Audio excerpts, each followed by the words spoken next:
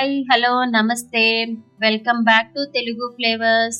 ఈరోజు మనం ఈ వీడియోలో బేసిక్ స్పాంజ్ కేక్ని ఏ విధంగా తయారు చేసుకోవాలో చూద్దామండి.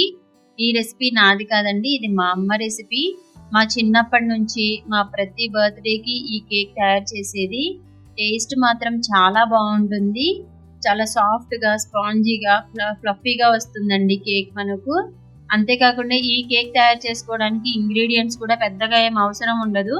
అన్నీ మనకి ఇంట్లో ఉండే వాటితోనే మనం ఈ కేక్ని తయారు చేసుకోవచ్చు.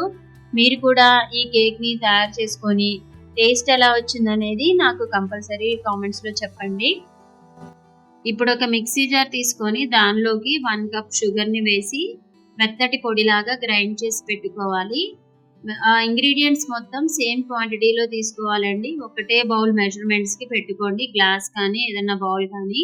ఈ విధంగా మెత్తటి పొడిలాగా చేసి పెట్టుకొని దానిని ఒక బౌల్లోకి ట్రాన్స్ఫర్ చేసుకోవాలి. ఇప్పుడు అదే బౌల్తో ఎగ్స్ని కూడా తీసుకోండి. ఇక్కడ మాకు 4 ఎగ్స్ అనేవి పట్టాయి ఆ బౌల్కి. మీరు తీసుకునే గ్లాస్ కానీ బౌల్ క్వాంటిటీని బట్టి మీరు మెజర్ చేసి తీసుకోండి.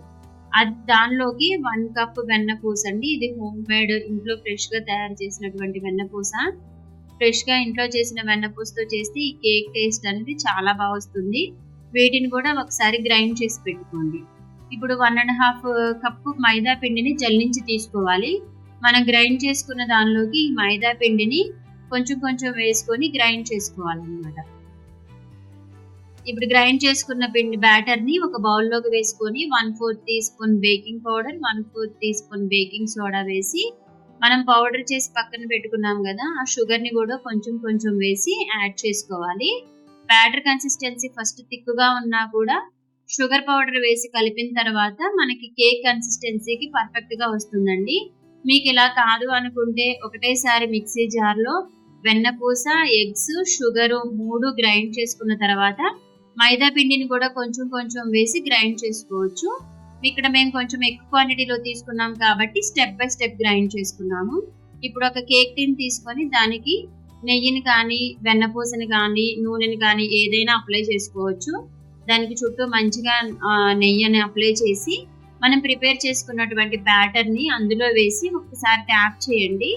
ఇలా కేక్ టిన్కి శాండ్ బాక్స్ వస్తుంది.